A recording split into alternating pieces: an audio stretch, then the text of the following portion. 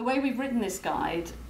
means that you don't actually have to read it cover to cover. You don't have to start at the beginning and go through to the end. We've written it in a way that means that you can jump between the different chapters depending on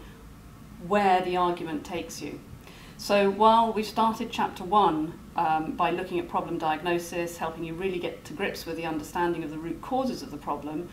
that may lead you to then think, actually, I have done some work on the root causes of the problem, I want to go and strengthen my monitoring strategy, in which case you could skip straight to chapter 3, and there are links within the guide so that it makes it easy for you to do that. Chapter 2 is about your communications and engagement strategy,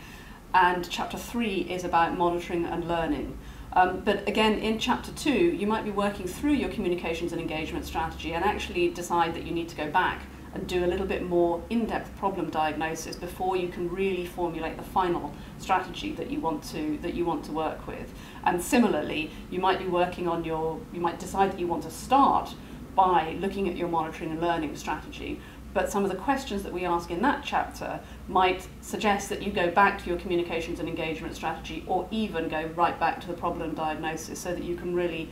pull all of them together.